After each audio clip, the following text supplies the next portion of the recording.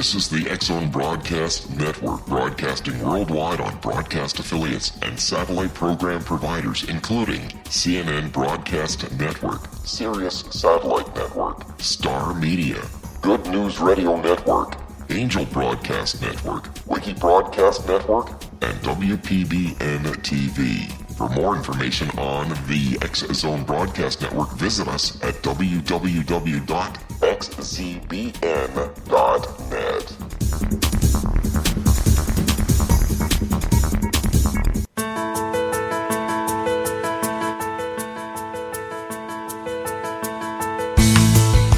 Hi, curious minds out there in our ever-expanding radio land. Welcome to CC with BB, Connecting with Coincidence with Dr. Bernie Beitman, MD. That's me. This is the only radio show in the world dedicated to the study of coincidences, synchronicity, and serendipity. We are coming to you through the auspices of the X-Zone Broadcast Network, located in Hamilton, Ontario, Canada, and broadcasting all over the world. One of the most important questions for modern science and all humanity is the relationship between mind and brain. Does brain produce consciousness, or does the greater consciousness produce the brain? How do mind and brain interact with each other? I am a psychiatrist. I study this question in my office. I help people with medications and with psychotherapy. I work in both the brain and the mind. You need your mind to recognize a coincidence and your brain to talk about it. Synchronicity spoken here. Coincidences alert us to the mysterious hiding in plain sight. In other words, coincidences alert us to possible causal connections not recognized by modern science. The phrase, quote, connecting with coincidence, end quote, is my coincidence brand. It is the name of my book, my Psychology Today blog, my website, and my social media sites. To find them, please put Connecting with Coincidence in your search engine. Would you like to know how sensitive you are to coincidences? Take the Weird Coincidence Survey on my website. I want to introduce a new term to you today, coincidentiality. Coincidentiality means the predisposition to create and to see coincidences. For example, talking about coincidences on a regular basis increases coincidentiality. That means that this radio show should be connected with an increase in coincidence. And so it is. Before last week's show with Alexis Brooks, Alexis described thinking of the producers of the movie Time is Art, Synchronicity and the Collective Dream. The producers had contacted her 6 months ago, and then she had forgotten about them. But then she started thinking about them again, and as she prepared for my show, she selected one of the interviews just to get an idea about what was going on the show, and she picked the one show that involved the central character to that movie that she had been thinking about, and that got her to contact the producers in New York. She really enjoyed thinking about the show, about the movie, and then finding it on my website. During the break, during her interview, she mentioned an online group that she thought I might be interested in with a person named Jeff Mishlove. Did I know him? She asked. Yes, Jeff is on the program right now with us this week. And then a couple of days ago, before speaking with Jeff today, I received an email from Brendan Engen, with whom Jeff had an outstanding coincidence more than 10 years ago. So here, our guest today is involved with 2 out of 3 coincidences in the past week that were directly related to the show. Jeff is quite a person, quite a man, and his interest in a variety of topics, which include what I'm interested in today possibly is the relationship between parapsychology, particularly Psi, and synchronicity. Jeff was the host of New Thinking Aloud and the author of The Roots of Consciousness, Psi Development Systems, and the PK Man.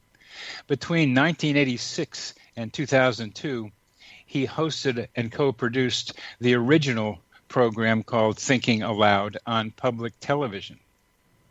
That's quite a run. He is the recipient of the only doctoral diploma in parapsychology ever awarded by an accredited university, the University of California, Berkeley, in 1980. He is also past president of the nonprofit Intuition Network, an organization dedicated to creating a world in which all people are encouraged to cultivate and apply their inner intuitive abilities. And one of the things that coincidences are intended to help people do is just what the Intuition Network is intending to have happen. Coincidences are another way to be able to help people tune in and cultivate their own intuitive experiences. Jeff, welcome to the program, and very glad to have you on here. And we will be cutting to a break in just a few minutes, so a few seconds. I just want to be able to say hi to you, and that I look forward to talking with you about your parapsychological interests, and particularly synchronicity and psi. Could you just in the next couple of seconds, could you talk about how you got interested in coincidences? I think you mentioned that there was a series of them that led you to being interested in parapsychology and the media. Hi, Bernie. Thank you for that lovely introduction. And yes, I think it's fair to say that my career in parapsychology has largely been guided by coincidences. Let's stop right there for this next break. I'm sorry for the cut this way, but that's where I want to go in our next segment, Jeff. Thank you. Okay.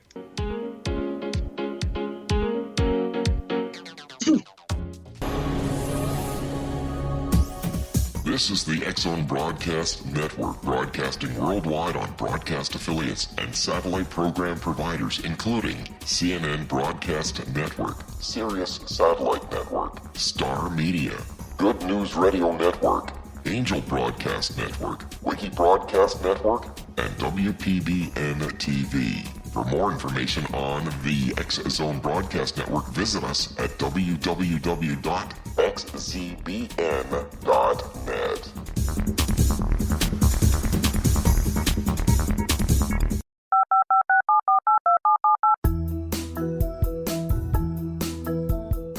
Did you know that when you're on the road with limited data or Wi-Fi, you can still listen to the X-Zone Radio Show with Rob McConnell, The Science of Magic with Gwilda Wiyaka, X-1, Dimension X, Space Patrol, and every minute of the X-Zone Broadcast Network by calling 213-401-0080, courtesy of Audio Now.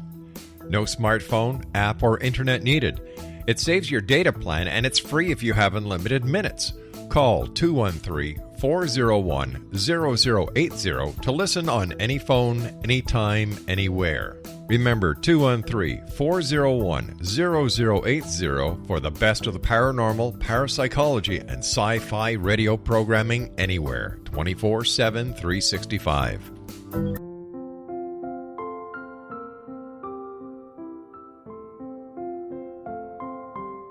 I am Dr. Carl O'Helvey, founder, president of a new cancer foundation focusing on evidence-based physical, mental, and spiritual interventions, including natural cancer cures, prayer, meditation, affirmations, nutrition, and other related holistic cancer prevention and cure modalities.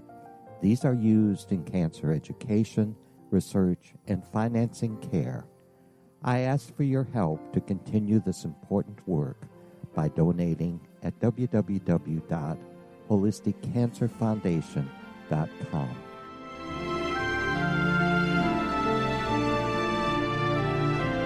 Hello, I'm Pete Marsh. With my daughter Justina, we will be presenting the new radio show, Too Good to Be True. If something seems too good to be true, it usually is. But with the help of Justina's amazing gifts, we're going to gain insight into questions that don't yet have complete answers. Have you wondered who built Stonehenge and for what reason? Why are crop circles found in the same region as Stonehenge and elsewhere? Are crop circles a hoax, or are they created with technologies that we have little knowledge of? Who built the pyramids in Egypt and also in other countries? How and why were they built? Was the Titanic switched with the Britannic as part of a gigantic insurance fraud, or for more insidious reasons? What caused the Tunguska event when trees were flattened over an 800 square mile area in Siberia? Will the new insights be too good to be true?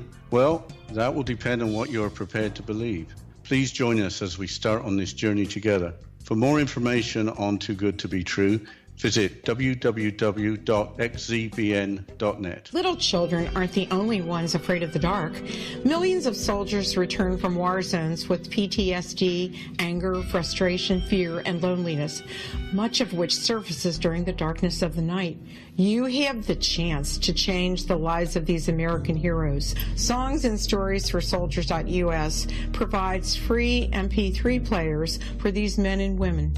With a list of 3 million songs in 16 different styles, 100,000 audiobooks, and 30,000 old-time radio programs, every veteran can find something to soothe and comfort them at no cost. All our players contain an 8-hour audio program designed to help veterans fall asleep. With 1,500 plus vets now participating, it's our goal to deliver 10,000 audio players this year. Go to our website at songsandstoriesforsoldiers.us. Help us help a veteran make it through the night.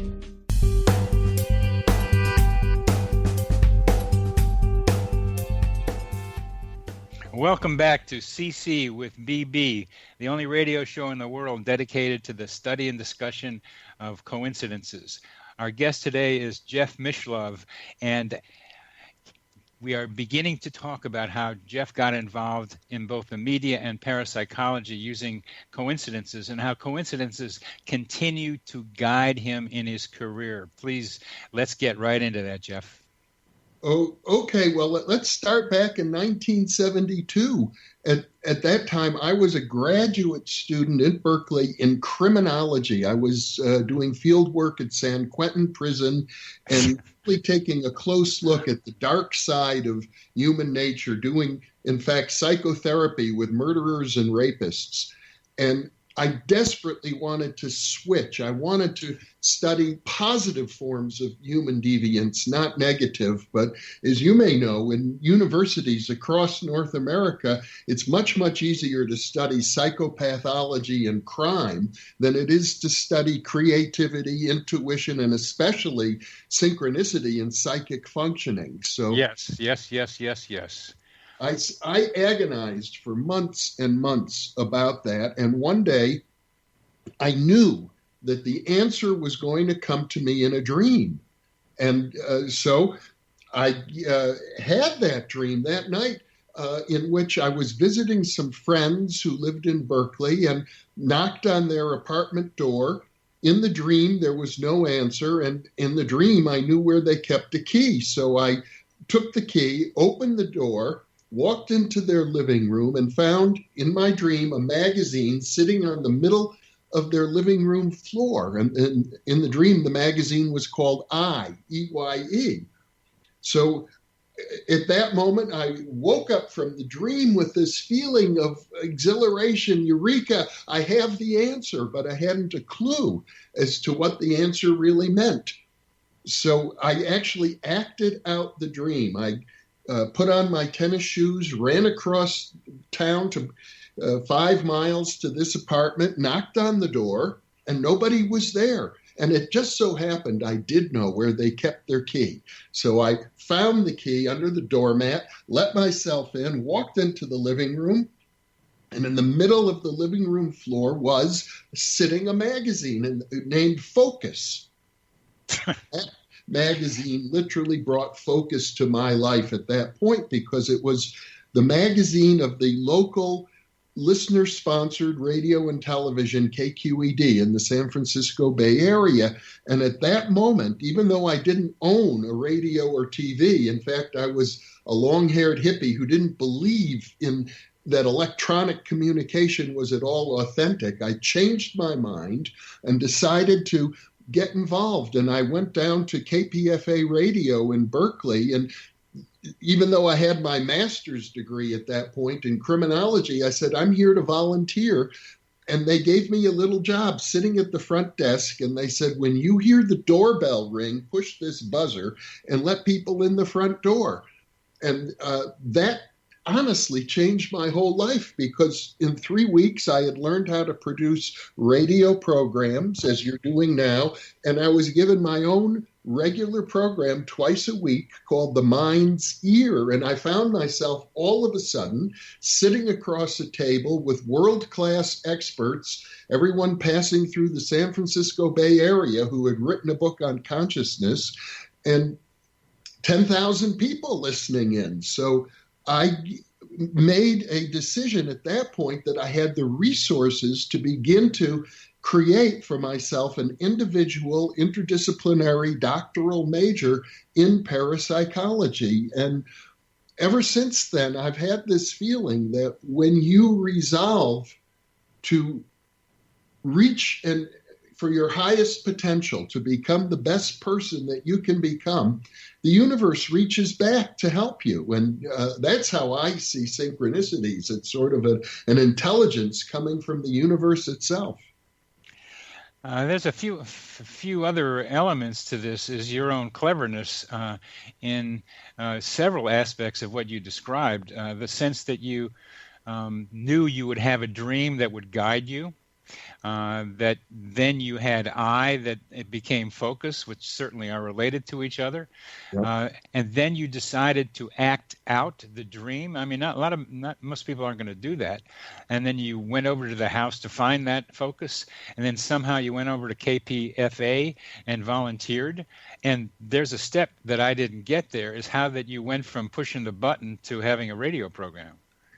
Well, I learned how to produce programs, and I produced one. I produced a program about psychics in the Bay Area, that you didn't have to be from out of town to have psychic abilities. And that little program went over so well that the program director came up to me the next day and said, "We have a slot available for you twice a week. Would you take it?" And oh, it's that little well, that's pretty funny. I went to I was at Stanford for my residency from about 1969 to 74, with 2 years at the U.S. Public Health Service Hospital in San Francisco. So I like to think that I went to the University of Haight-Ashbury. We probably rubbed shoulders. It was a very good education, so I can imagine some of the people I ran into might have been on that original radio program of yours. Indeed. Well, the universe provides, but you had a need, and one of the key elements of producing coincidences is need. And you wanted to get out of San Quentin, and you wanted to get on the other side of negative, but I admire that you decided to act out the dream. That's not something most people would do. And I don't even think of it as a decision. It's as if I woke up and just knew what to do. Yeah, and that's where you have early on were tuned into your own intuition and could see how that could be a guide rather than relying on rationality all the time. Well, I think that a real important part of that process is actually the fact that I agonized for months before I reached the point where everything was ready to pop. Yeah. And maybe this is the kind of question I like to ask: is can you think of an explanatory mechanism about how your agonizing that reached a point to pop helped create the dream that led you to your career? Well, it's a sort of a physiological process in a way. If you want to really relax, for example, the Jacobson relaxation process, a good way to relax is to tighten up your muscles and tighten them and tighten them and tighten them, and then relax, rather than just to say, okay, I'm going to relax now. And I think that it's that sort of a process, maybe at a spiritual or psychological level, that helped to trigger that very important synchronicity that changed my life. Yeah, somebody told me that one of the best things you can do is go to extremes of yin and yang. Mm-hmm. And that's a descriptor you just applied to both muscles and to spiritual development. I think you got something there, very much so. Mm-hmm. How about any other ones after that? I mean, you had a very long-running program. I love the name of that program of yours, Thinking Aloud, mm-hmm. that we're able to say the thoughts that maybe we're not allowed to say usually, but we can now on this TV program. And it's also we're allowed to do it here. It's a wonderful play on words. So you've done something right, and there were some other coincidences that got you in your career. Could you tell us some of the other ones, please? Well, another coincidence that sort of prompted me early on, back in the early 1970s, I had a very, very powerful dream once again about a great uncle of mine, Uncle Harry, whom I hadn't thought about or seen for over a decade. And he came to me in this dream and began talking to me in a very deep way about my life. In fact, using some of Chinese symbols, actually, the yin-yang. And when I woke up from that dream, I was crying and singing at the same time, singing actually a very sacred song that I had. I don't know how it just popped into my mind, but for your listeners who are Jewish, the song was Avinu Malkeinu, which is... Avinu Malkeinu. Yeah. Yes, it's a beautiful song. It's a beautiful song, and I only once in my life have I ever awakened singing and crying like that at the same time. So I wrote home and I asked my parents, how's Uncle Harry? I had a dream about him. My mother called me up immediately and said, how did you know Uncle Harry had just died? Well, that sort of shook me, and I asked if I could have an item that belonged to him, something I could have to remember him by. And my Aunt Jeanette sent me a little book. It was a Yiddish book. It took me a while to get it translated, and I was told this is Uncle Harry's favorite book. Well, it turned out to be a book called The Tales of the Baal Shem Tov. It was about Jewish mysticism and the Hasidic tradition. And Martin Buber. It was written by Martin Buber. Yes, I know that book. Well, this was the Yiddish version, and what I didn't realize is that my great Uncle Harry had been a mystic his whole life, but he kept it hidden from everybody. We just thought of him as a pious old man, not a person involved in Jewish mysticism. So that sort of awakened something in me as well. Yes. This getting a message somehow that someone that you're close to has died became a fairly common theme in my research here. I had an experience in San Francisco in 1973 of experiencing of choking uncontrollably and finding out the next day that my father had choked on his own blood and died. Oh. That's the old definition of telepathy, feeling at a distance. It's become more cognitive. So I invented the term simulpathity to cover this old definition of telepathy in a new way. I like that. Thank you. Thank you. And what you did includes like some apparitions. People when people die, an apparition sometimes appear to a loved one and say goodbye or something like that. And that's what you had. So you've got taught by Uncle Harry that there's more going on in the world than what you found at San Quentin or any other place that you'd been before. Well, that experience really shook me up. And I began because I was at that time volunteering in the psychology department at Berkeley.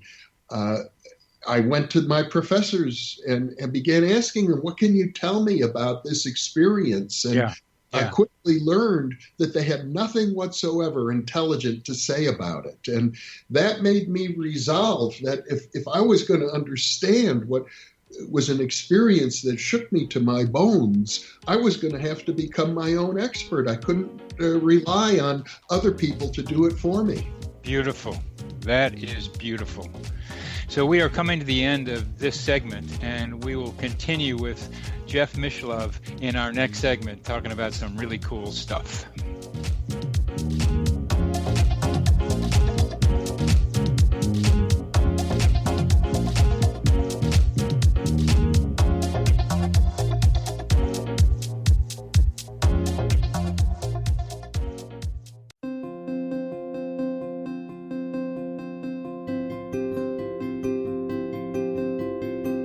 Dreams are our personal gateways into infinite wisdom. Don't miss shamanic counselor and indigenously trained dream decoder Sandra Corcoran's inspiring book, Shamanic Awakening Between the Dark and the Daylight.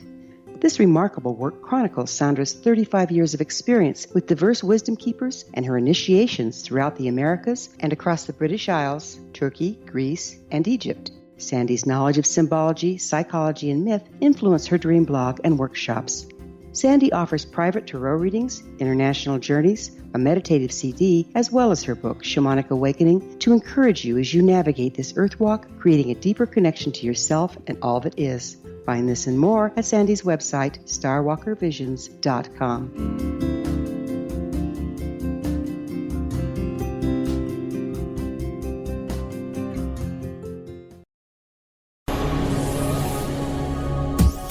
This is the X-Zone Broadcast Network, broadcasting worldwide on broadcast affiliates and satellite program providers, including CNN Broadcast Network, Sirius Satellite Network, Star Media, Good News Radio Network, Angel Broadcast Network, Wiki Broadcast Network, and WPBN TV. For more information on the X-Zone Broadcast Network, visit us at www.xzbn.net.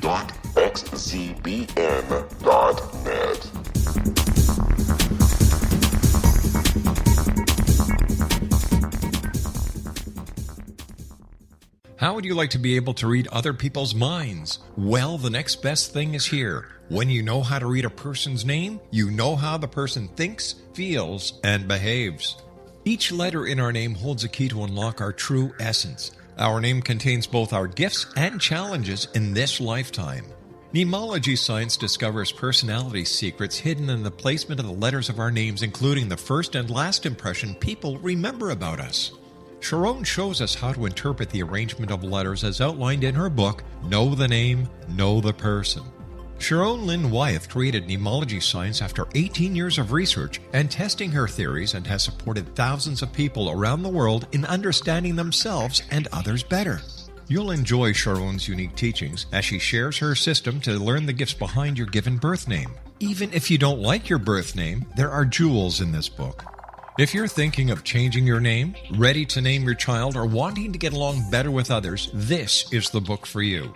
If you'd like to improve your relationships and change your life for the better, get the book today, Know the Name, Know the Person, or visit www.knowthename.com. That's www.knowthename.com.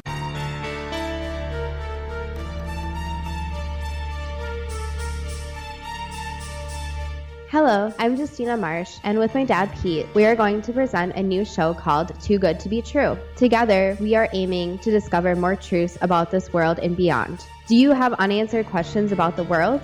Do you ever wonder about aliens, conspiracy theories, or the universe?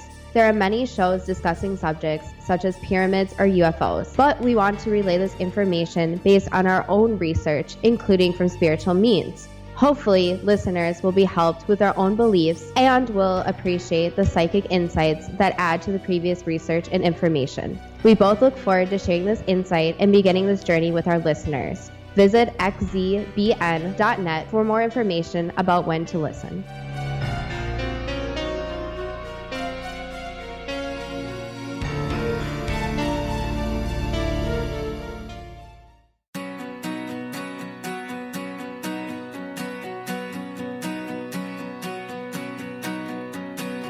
Welcome back to CC with BB, Connecting with Coincidence with Dr. Bernie Beitman, MD. That's me. And our guest today is Jeff Mishlove with some wonderful experiences in coincidences that helped to propel him into a career in parapsychology and related areas. Jeff, that's some very good stories, and you had to figure it out yourself. And really, that's what happened to me, too. Hey, man, there's some weird stuff going on out here. I would notice starting when I was 9, and I found my lost dog by accident or coincidence, and my father and the choking and a lot of other things. Nobody was telling me about it, and then I started looking around myself and came across Jung, etc. But you somehow put it all together to get yourself a degree from Berkeley. Could you tell us how you did that? Well, there was a program at the time that if you were a graduate student in good standing, which I was, I just gotten my master's degree in criminology, and you wanted to work in an interdisciplinary area where no single department would sponsor your work, but you could find professors in different departments who would all agree to do that, then you could go to the graduate division and create an individual degree. And so I went through that process. I found a handful of professors who were willing to sponsor me in parapsychology and set it up. And the sad thing is that after I got my degree in parapsychology 7 years later, after a lot of hard work and many obstacles put in my way, the university, I think, was so embarrassed by the publicity that resulted that they canceled the whole individual interdisciplinary doctoral program, and it was unavailable for decades. I think they finally reinstituted it, but they made it really, really hard for people to follow me after that happened. And as a result, now we're more than 35 years later, and I'm still the only person in the world with a doctoral diploma from an accredited university that says parapsychology on it.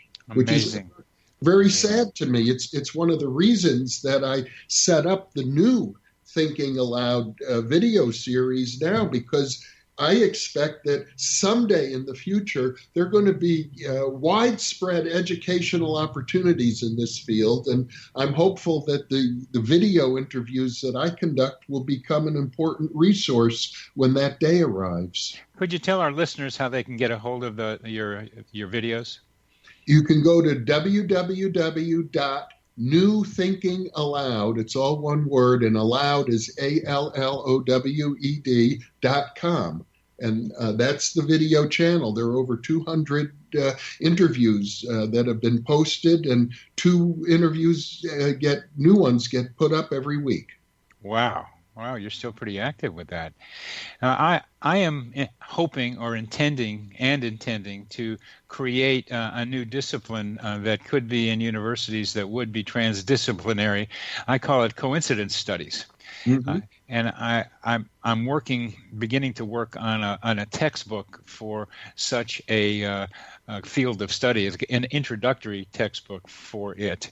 So it needs to happen, and somehow I hope that you and I can figure out ways to marshal support to create a new discipline, whatever we call it, that begins to address these subjects that universities just aren't paying attention to, but are real-life experiences for us chickens walking around here on Earth.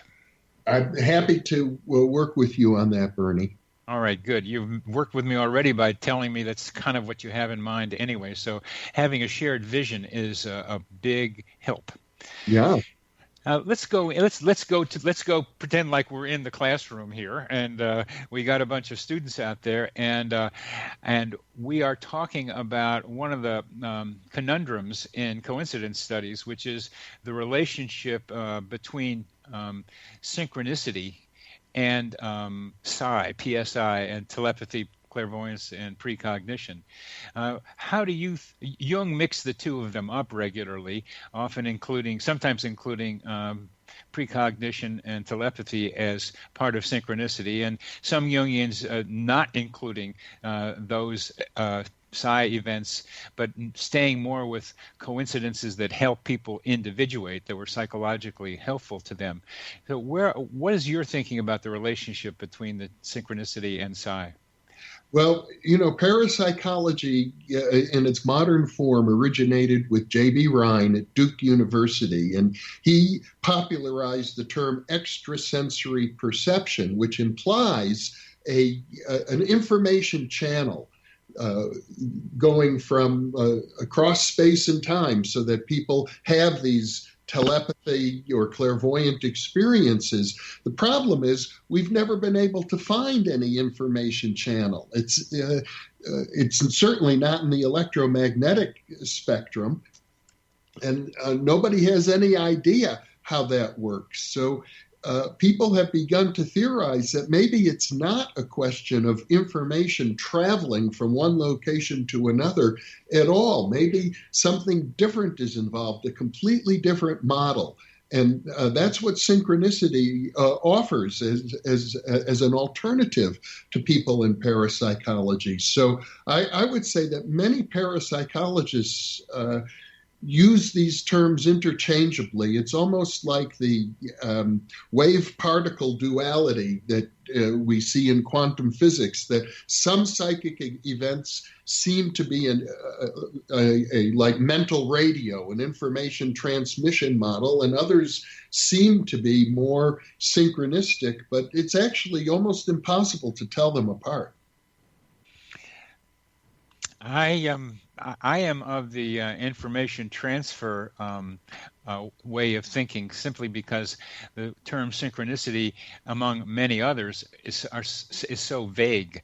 So that synchronicity is undefined, is not well defined. But one of the key elements of synchronicity that I keep reading is archetypes, as part of the activation or constellation of archetypes, as central to synchronicity, let's say explanatory. I won't use mechanism, but it looks kind of mechanistic sometimes. So what's your view of archetypes, synchronicity, and telepathy, clairvoyance, precognition? Well, I guess, as you know, I wrote this paper with Brendan Engen called Archetypal Synchronistic Resonance. Yes.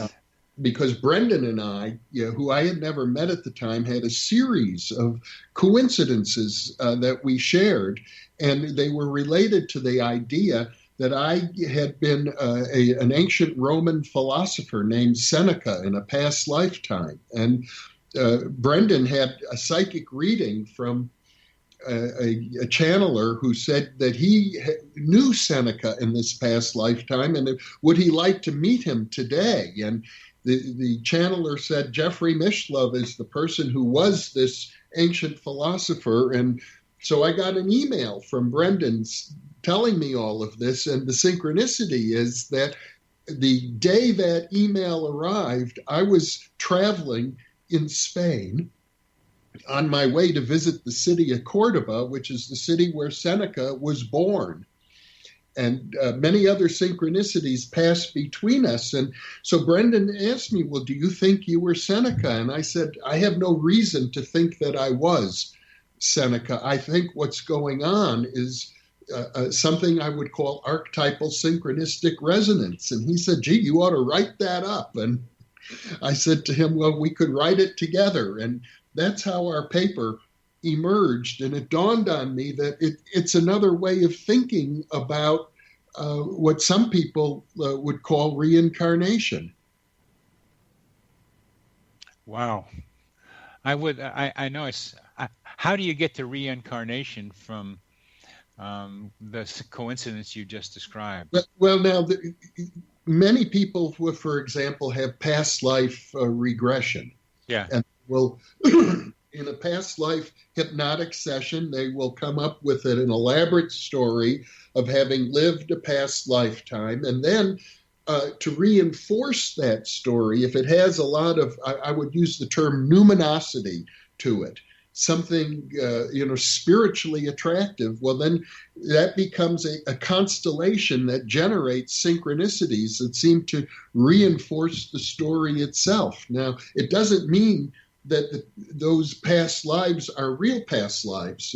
Parapsychologists who look at past life research tend to do it differently. They look at young children who, almost as soon as they can speak, begin talking about having had a past lifetime. And oftentimes those children are born with, for example, birthmarks that correspond to the death wounds of the past lives that they seem to remember. And I would say that's much stronger evidence for what we might really think about as reincarnation. But there's a class of events that are more synchronistic in nature, and I guess what you might say is they simulate reincarnation, but might not actually be so.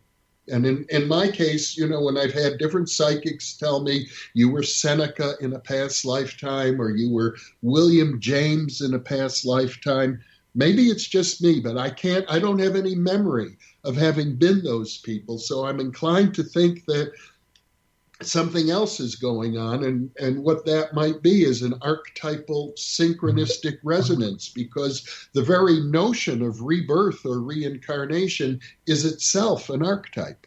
Oh, yeah. It's an archetype, but how does its activation get so specific? Well, that's a mystery, and I can't really answer that entirely, but I guess it's fair to say that there's a realm, and I call it the realm of mythos, the realm of archetypes, the realm of mythological entities, and a lot of things are generated from that realm. The mystics of every culture would tell you that we are all one at the level of consciousness, Bernie. You and I share one consciousness, and yet we have separate bodies. So it's kind of a mystery. How is it that we are all one, and yet we seem to be, as Alan Watts said, skin-encapsulated egos, each one separate. We have an inside and an outside. And I think this realm of mythos, this synchronistic archetypal connections, is what links the individual separate human being to the realm of oneness. Now, I think you're right about there being a oneness, and what I'm interested in is taking apart the oneness and seeing what it's composed of. And for you, archetypes are the major component of this oneness. Is that right? Well, I think I would say they are the link between the realm where everything is united, everything is one, and the realm where everything is separate. And that somehow these archetypes are activated or constellated under certain conditions. And what do you think made the archetype of rebirth, specifically Seneca, happen between you and Brendan? Well, I can tell you how it all started, because I have the whole thing captured. I made a mistake here again. We're getting right near the end, and I don't want to cut you off when you are telling the full story. So we're going to come back and talk about you and Brendan and how this archetype seemed to have gotten activated. Okay.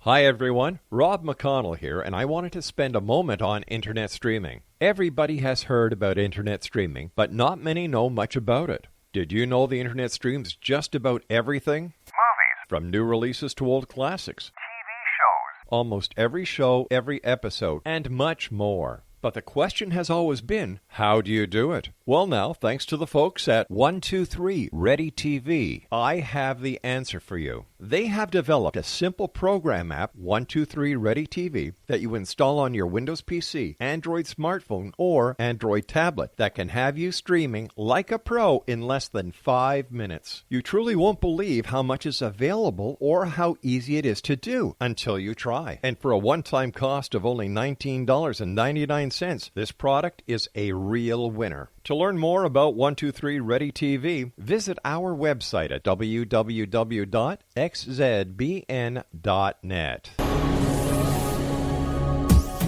This is the X-Zone Broadcast Network, broadcasting worldwide on broadcast affiliates and satellite program providers, including CNN Broadcast Network, Sirius Satellite Network, Star Media, Good News Radio Network, Angel Broadcast Network, Wiki Broadcast Network, and WPBN TV. For more information on the X-Zone Broadcast Network, visit us at www.xzbn.net.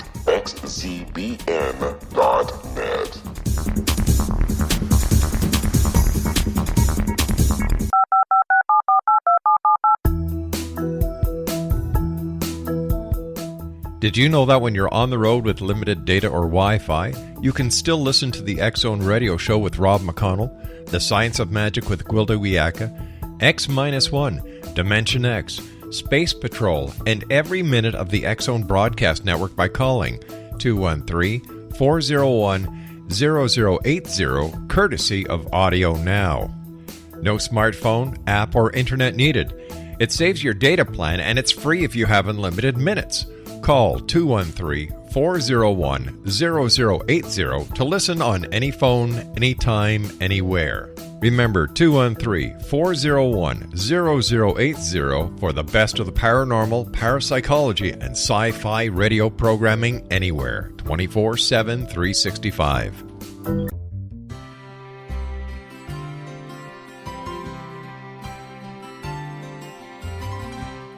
True healing must address 4 levels: physical, emotional, mental, and spiritual, for us to live joyful and productive lives.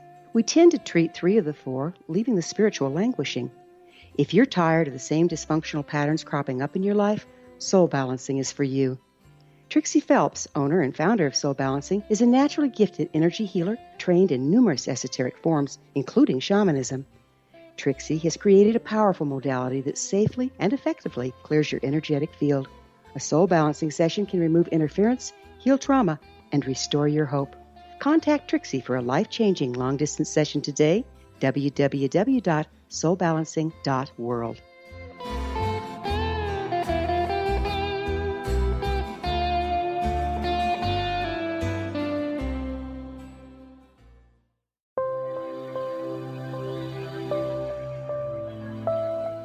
There's a legend shared by many indigenous cultures of a time when the nations were cast to the 4 corners of the world. Each nation was given a body of sacred knowledge that held a different portion of the truth to preserve. True reality could not be known until all the nations reunited, combining the information. If a single one was missing, the world could not be reborn and darkness would prevail. The Science of Magic Radio is dedicated to reuniting the sacred knowledge. With the understanding, none of us has all the answers, but together we can open new perceptions and possibilities. Through our combined vision, the world can be reborn into a place where darkness no longer prevails. Join me, Gwilda Wiyaka, and the Science of Magic daily on the X-Zone Broadcast Network, xzbn.net, or visit us at thescienceofmagic.net.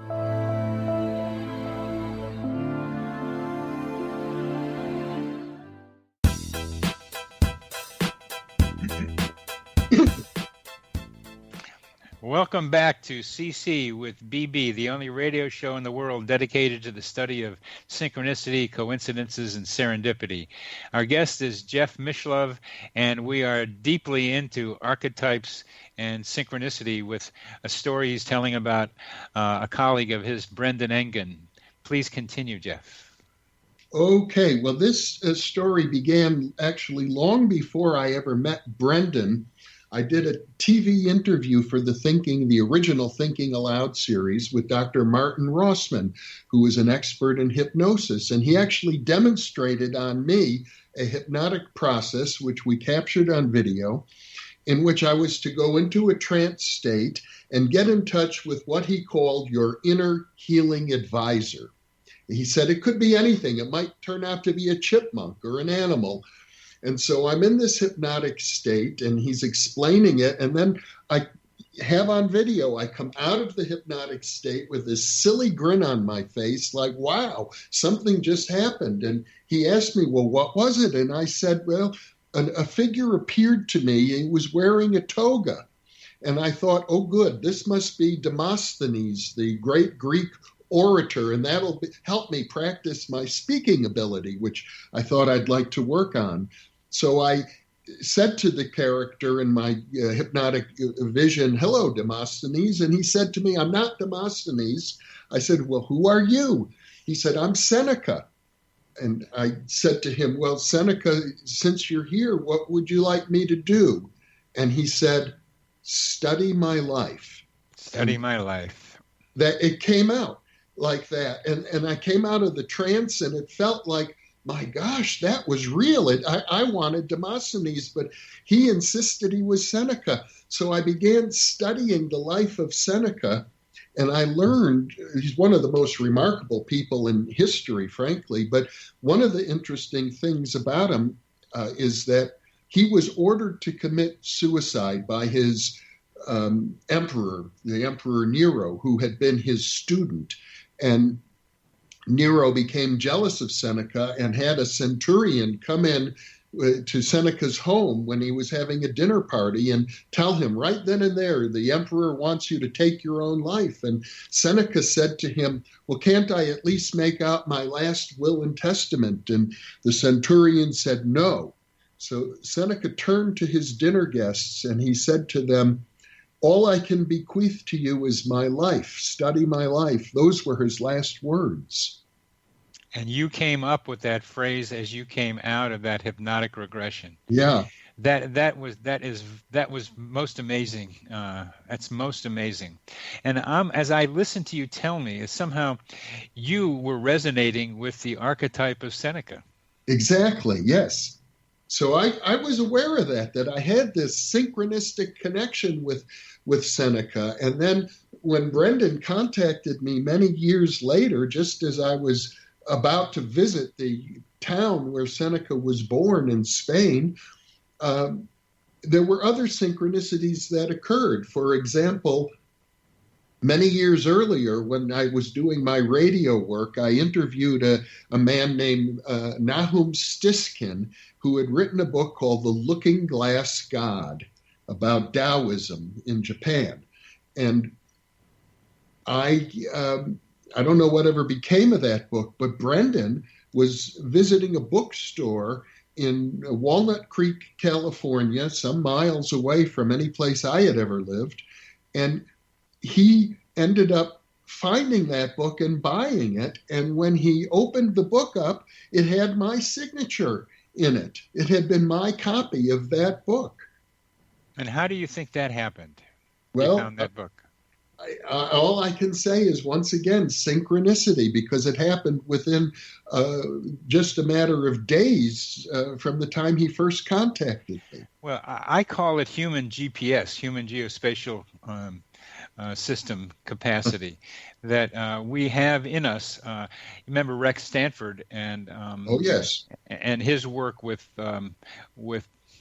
PMIR, psi-mediated instrumental responses. Yes. And somehow you subconsciously, intuitively, we make decisions that lead us to places that we need to go or need to avoid. Mm-hmm. And I've used the word, I use the human GPS as kind of a simpler way of, and more technologically familiar way of thinking about it, that Brendan was so keyed up or activated, or whatever word you want to use, constellated I want to use, about his connection with you, that he was able to find his way to this buzzing, energy-packed book that he was tuned into because he was resonating with you. That's a good way to look at it. Yeah. Well, this is what I keep trying to do, is take the ideas out of outer space. And mm-hmm. I'm going to ask you this question about our possible course or department in coincidence studies. It's the word synchronicity, because the word synchronicity you have been using in two ways. Primarily, you've been using it as an explanatory model involving archetypes. Mm-hmm. But the word synchronicity is also used, more often used, as meaningful coincidences, to mean meaningful coincidences. So here we have one word, synchronicity, that both defines or labels the phenomenon and is also the word that explains it. This is self-reflective, recursive, and you can get lost in the word by having these two definitions. So I am proposing that synchronicity be used as an explanation for meaningful coincidences, and that it be slowly pulled away from its use as meaningful coincidences themselves, because synchronicity means so many different kinds of coincidences. Well, yes, I like the direction you're going there. I think there's an incredibly complex web of ways of thinking about it, because it has to do with the fundamental nature of time and space itself. And I think that as a culture, there are many things about time and space that we have yet to explore. So we're often at a loss for good language to explain how these things occur. Yes, and because we have been at a loss, and Jung was at a loss wandering into this area, or these areas, he used the same word for two different related, but certainly two very different things. An explanation versus description, and using the same word for both is confusing for anyone trying to study the whole thing, but I see why he did it. As you are saying, it's a confusing area to run into, but I think for academic purposes, for even scientific purposes, trying to figure out synchronicity, we should separate the description from the explanation. I like that. Good. It's not going to be easy to make that happen, but with our students, we can make sure that they answer that test question right. Let's end our discussion today with Ted Owens, the PK man. Who was Ted Owens? What is PK, and what did he accomplish? Well, Ted Owens called himself the PK man, and I did research with him from 1976 until his death in 1987. And he believed that he was in contact with alien beings, invisible alien beings. He called them the space intelligences. And by working through them, he was able to produce over 160 demonstrations that I have records of. And typically they involved large-scale events, power blackouts, UFO sightings, cold spells, heat waves, volcanic activity, earthquakes. And he would send letters to scientists saying, I, the great PK man, am about to produce this event and is a demonstration of my powers to you. And then he would send them newspaper clippings showing that these events occurred after he made the statement of his intention to cause these events. He regarded himself as the most powerful person with these abilities since the days of Moses. And John Lilly called maybe the same intelligence as the Earth Coincidence Control Office. Yeah. The idea of there being intelligences out there to be communicating with, I think, is the kind of breakdown of the we're all one thing that I'm interested in, because I think there are these, I think of them as jellyfish-like floating in the sea of consciousness. They're kind of congealed intelligences which we can have contact with, the way Ted Owens was having contact, it seems. My question for you, though, with Ted, how do you know it wasn't precognition instead of PK, psychokinetic? You know, it's very hard to tease them apart, and that's one of the reasons parapsychologists like to refer to all of these abilities simply as psi. But in Ted Owens' case, some events seem very much like psychokinesis, because one of the things that he could do is he'd point his finger and cause lightning to strike. That's a good trick. I mean, Babe Ruth could do it with a bat. That's a good trick. That's a good trick. Wow. Now, you could still say he's tuned into the events around him and could feel when the lightning was going to happen, but that's a lower probability thing. Well, there is a case that I have in my files, and I've interviewed the witness, an attorney from Philadelphia named Sidney Margulies, and Ted Owens was working in his law. We've got about 20 seconds. I'm sorry. All right. Well, Margulies told him where to make the lightning strike, and then he did. Oh, now that is good. Yeah. That is good. He was able to be able to be that specific and being able to say what's going to happen when is an amazing capacity. So you became convinced that he could channel the efforts of that intelligence. Thank you very much, Jeff, for being on the program. It's been a delight talking with you. I hope we can talk again. Likewise. Thank you.